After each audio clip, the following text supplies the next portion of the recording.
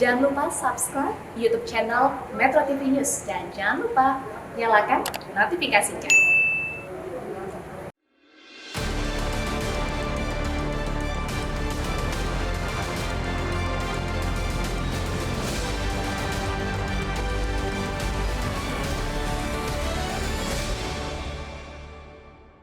Dipersembahkan oleh Luwak White Coffee.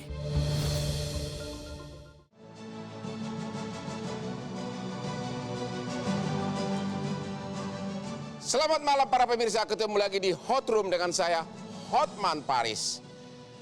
Masyarakat mengucapkan terima kasih kepada Bapak Kapolri dan Kepolisian RI atas keberaniannya membuka ke publik bahwa yang memerintahkan penembakan terhadap almarhum Brigadir J adalah Bapak Irjen Pol Sambo. Yang menjadi pertanyaan sampai sekarang adalah apa motivasi terjadinya penembakan tersebut. Satu-satunya pejabat yang sudah memberikan indikasi adalah Bapak Menko Polhukam yang menyatakan bahwa motivasinya terkait dengan hal sensitif yang hanya pantas didengar oleh orang dewasa. Akhirnya publik mengkaitkannya dengan gosip selama ini seolah-olah terjadi perselingkuhan.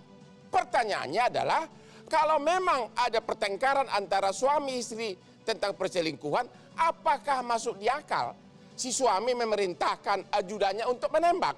Atau sudah tertembak sebelumnya, baru kemudian ajudannya disuruh menembak lagi untuk menghilangkan jejak? Inilah Hot Room, cerita apa di balik tersangka.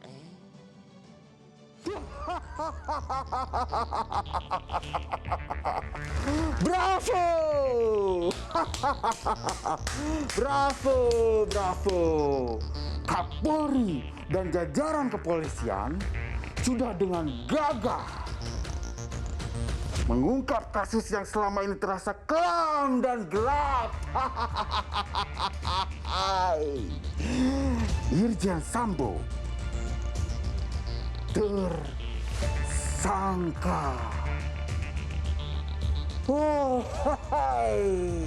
Irjen Sambo bersama 3 tersangka lainnya dijatuhi hukuman mati seumur hidup atau selama-lamanya 15 sampai 20 tahun penjara.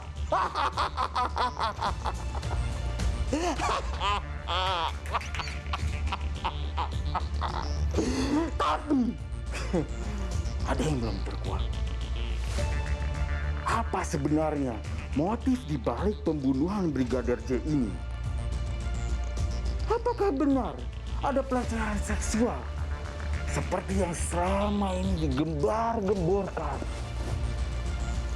Jika nantinya tidak terbukti adanya pelecehan seksual, maka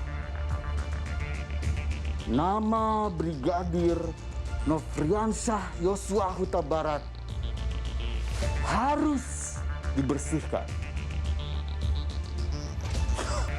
Mari kita kawal kasus ini sampai benar-benar tuntas. Tas.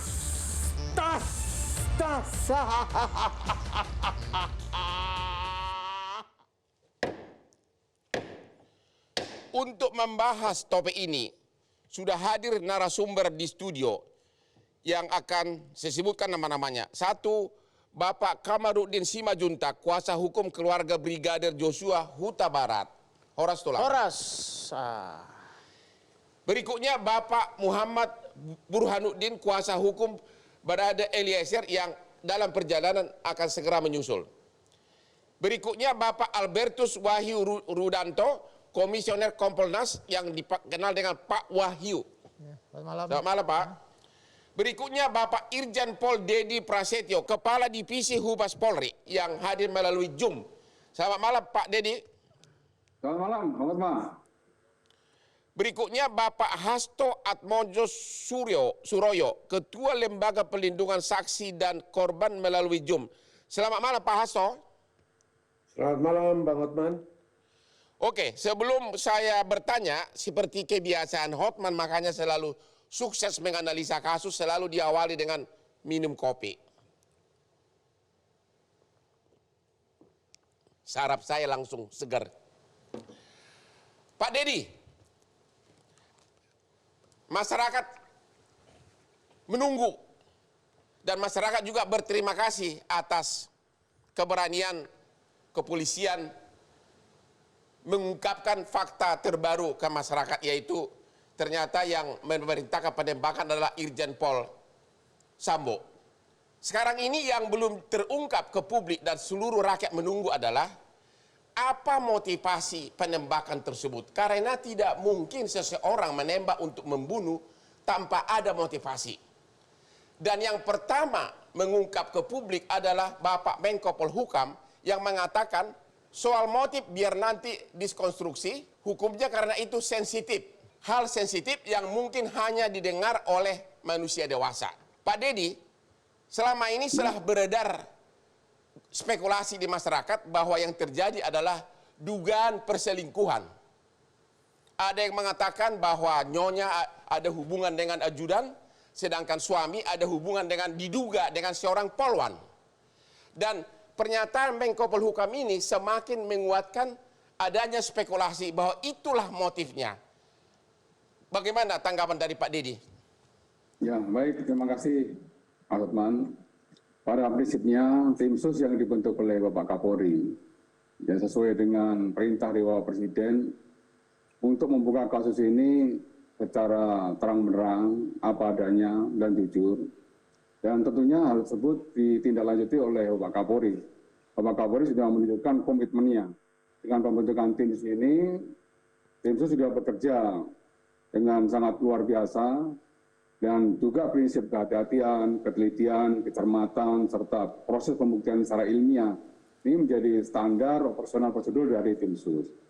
Oleh karenanya, untuk menjawab apa yang disampaikan oleh Bang Hotman tersebut, ya tadi saya sudah komunikasi dengan penyidik. Pada prinsipnya penyidik masih mendalami tentang motif dari perbuatan penembakan yang terjadi di Duren 3. Ya, baik yang merintahkan Irjen FS dan pelakunya dari hasil pemeriksaan di BAP adalah Brigadir atau Barada RE atau Barada E. Ini semuanya masih didalami. Oke, nanti Pak. apabila sudah selesai konstruksinya juga nanti akan diinformasikan ke masyarakat. Demikian, Bang Hotman.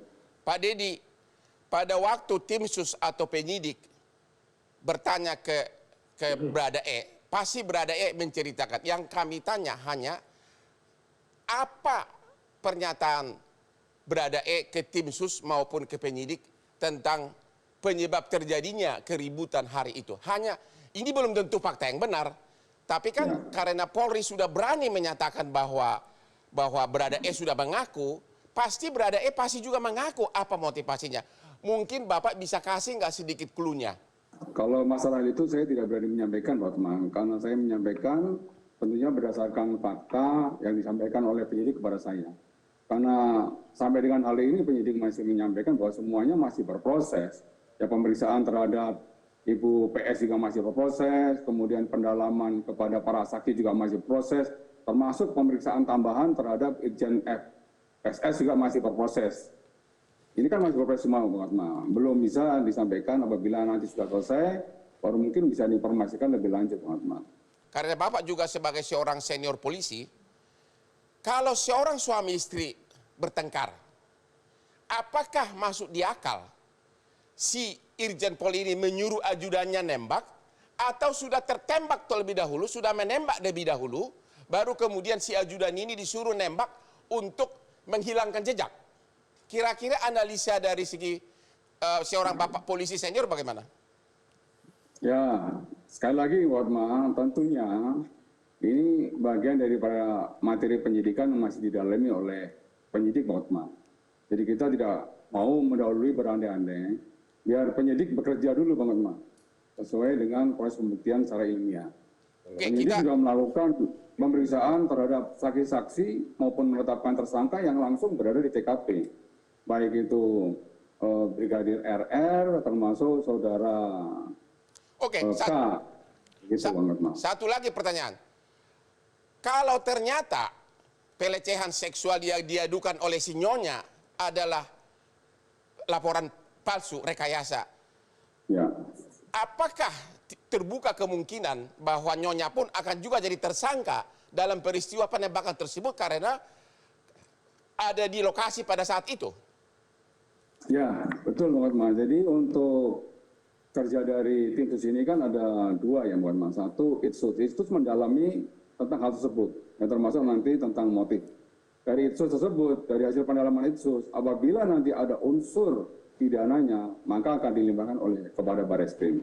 Bareskrim lah yang nanti memiliki kompetensi untuk melakukan penyidikan terkait fakta-fakta hukum yang ditemukan di TKP maupun pemeriksaan para saksi dan proses pembuktian ilmiah yang didapat oleh tim sus. Begitu, Mbak.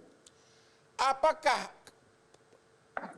kepolisian RI nanti akan bersedia membersihkan nama dari Brigadir J apabila terbukti tidak ada pelecehan seksual?